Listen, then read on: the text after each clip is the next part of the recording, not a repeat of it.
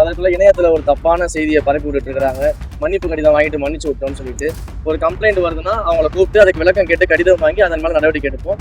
எவ்வளவு விரைவாக தரிசனம் பார்த்துட்டு வெளியில போக முடியும், அதற்கு என்ன மாதிரியான விஷயங்கள்லாம் கொண்டு வர முடியும்ன்றதை பற்றி ஆய்வுகள் பண்ணிட்டு இருக்கோம். யாராக இருந்தாலும் நடவடிக்கை எடுக்கப்படும். எந்த பாகுபாடும் கிடையாது, எந்த பிரிவினையும் கிடையாது, எந்த சாஃப்ட் கார்னரும் கிடையாது. அனைவருக்கும் வணக்கம். தொடர்ந்து திருச்செந்தூர் கோயில்ல பல்வேறு முறைகேடுகள் நடக்கிறதாக பொதுமக்களும் சமூக வலைதளங்களிலும் சமூக ஆர்வலர்களும் கடவுள் நம்பிக்கையுடைய பக்தர்களும் நிறைய கம்ப்ளைண்ட்ஸ் என்கிட்ட கொடுத்துருந்தாங்க. சோசியல் மீடியாவில் எழுதியிருந்தாங்க. எல்லாத்தையுமே நான் தொடர்ந்து பார்த்துக்கிட்டு இருந்தேன். ஸோ அதன்படி இன்றைக்கு காலையில் சர்ப்ரைஸாக ஒரு ஆய்வு பண்ணலாம் அப்படின்னு சொல்லிட்டு விடியற் காலையில் நான் இங்கே வந்திருந்தேன். மாஸ்க் போட்டுட்டு நான் இங்கே ஆய்வுகள்லாம் பண்ணிட்டு இருந்தேன். அப்படி ஆய்வு பண்ணும் பொழுது இங்கே பின்னாடி இருக்கக்கூடிய இந்த கோபுர என்ட்ரன்ஸில் பார்த்தீங்கன்னா பொதுமக்கள் பக்தர்கள் கிட்ட பணம் வாங்கிட்டு உள்ள தரிசனத்திற்கு நேரடியாக கூட்டு போகிறத கண்டுபிடிச்சிருக்கிறோம். இதில் ஈடுபட்டுள்ளக்கூடிய இங்க இருக்கக்கூடிய அர்ச்சகர்கள், அதிகாரிகள் எல்லாருமே சேர்ந்துதான் ஈடுபட்டு இருக்கிறாங்க. அவங்க யாரா இருந்தாலும் எந்த பாகுபாடும் இல்லாம எந்த பாரபட்சமும் இல்லாம நடவடிக்கை எடுப்போம். அதற்குள்ள இணையத்துல ஒரு தப்பான செய்தியை பரப்பி விட்டுட்டு இருக்கிறாங்க. மன்னிப்பு கடிதம் வாங்கிட்டு மன்னிச்சு விட்டோம்னு சொல்லிட்டு அவங்க கிட்ட விளக்க கடிதம் கேட்டு விளக்கம் வாங்கிருக்கோம்.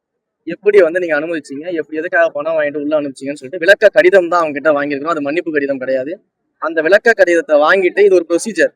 ஒரு கம்ப்ளைண்ட் வருதுன்னா அவங்கள கூப்பிட்டு அதுக்கு விளக்கம் கேட்டு கடிதம் வாங்கி அதன் மேல நடவடிக்கை எடுப்போம். அந்த ஒரு ஆய்வு மட்டும் இல்லாம இன்றைக்கு அன்னதான கூடங்கள் ஆய்வு பண்ணியிருக்கிறோம். அதே போல கோயிலினுடைய சொத்துக்கள் பற்றிய ஆய்வுகளை நடத்தியிருக்கிறோம். கோயிலுக்கு வர வேண்டிய வருமானங்கள் எங்கெங்கெல்லாம் தடைப்பட்டிருக்குன்ற அந்த ஆய்வுகளை நடத்தியிருக்கிறோம். கோயிலுக்கு தேவையான அடிப்படை வசதிகள் என்னென்ன இருக்குன்னு சொல்லி ஆய்வுகள் பண்ணிட்டு இருக்கிறோம். கோயிலின் தூய்மையை எப்படி பராமரிக்கிறதுன்னு ஆய்வுகள் பண்ணிட்டு இருக்கிறோம். அதே போல கோயிலுக்கு வரக்கூடிய பக்தர்கள் எவ்வளவு விரைவாக தரிசனம் பார்த்துட்டு வெளியில போக முடியும், அதற்கு என்ன மாதிரியான விஷயங்கள்லாம் கொண்டு வர முடியும்ன்றதை பற்றி ஆய்வுகள் பண்ணிட்டு இருக்கோம்.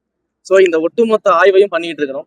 இந்த ஆய்வுகள் அடிப்படையில இந்த ஆய்வுகளின் முடிவை முழுமையாக பார்த்துட்டு சம்பந்தப்பட்ட உண்மையிலேயே குற்றம் செஞ்சிருக்கக்கூடியவர்கள் யாராக இருந்தாலும் எந்த பாரபட்சமும் இல்லாம எந்த தயக்கமும் இல்லாம அவங்க மேல நடவடிக்கை எடுப்போம். அதற்கு முன்பாக இப்படி ஒரு தவறான தகவலை பரப்பி ஏதோ ஒரு சாரார் மேல பாத்தீங்கன்னா சாஃப்ட் கார்னர் காட்டுறதாகவும் மன்னிப்பு கடிதம் வாங்கிட்டு மன்னிச்சு விட்டுட்டதாகவும் தவறான பொய்யான தகவல்களை இணையதளத்துல சில பேர் பரப்பிக்கிட்டு இருக்கிறாங்க. அப்படியெல்லாம் எந்த பாரபட்சமும் கிடையாது. யாராக இருந்தாலும் குற்றம் சாட்டப்பட்டவர்கள் மீது நடவடிக்கை எடுக்கப்படும். அதை கூடிய சீக்கிரம் நாங்கள் அறிவிப்போம். நன்றி. எல்லாமே நான் சொல்றேன், இந்த இன்ஸ்பெக்ஷனுடைய முடிவுல என்ன நடந்துச்சு, யார் யார் என்னென்ன பண்ணாங்கன்றத கம்ப்ளீட்டா ஒரு டாக்குமெண்டா அவங்க எல்லாருக்குமே கண்டிப்பா வரும்.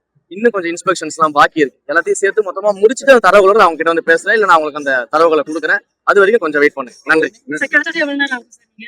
நான் கொடுக்குறேன். நான் இன்னைக்கு ஃபுல்லாவே இருக்கிற பிளான் இருக்கு. இங்க நடக்கக்கூடிய ஆய்வுகளை பொறுத்து, அவங்க கொடுக்கக்கூடிய டாக்குமெண்ட்ஸை பொறுத்து, விளக்கங்களை பொறுத்து தான் அது எவ்வளவு நேரம் போகுதுன்றதை பார்ப்போம். பட் எவ்வளவு சீக்கிரம் முடிஞ்சாலும் எவ்வளவு லேட்டா முடிஞ்சாலும் கூடிய சீக்கிரம் இந்த ஆய்வறிக்கையை தயாரிச்சு மாண்புமிகு முதலமைச்சர் அவர்கள்கிட்ட இந்த ஆய்வறிக்கையை சமர்ப்பிச்சு அதன் மேல் நடவடிக்கை நிச்சயமாக எடுக்கப்படும். யாராக இருந்தாலும் நடவடிக்கை எடுக்கப்படும். எந்த பாகுபாடும் கிடையாது, எந்த பிரிவினையும் கிடையாது, எந்த சாஃப்ட் கார்னரும் கிடையாது. யாராக இருந்தாலும் தவறு செய்தால் நடவடிக்கை நிச்சயமாக மாண்புமிகு தமிழ்நாடு முதலமைச்சர் தளபதி அவருடைய ஆட்சியில் எடுக்கப்படும். நன்றி.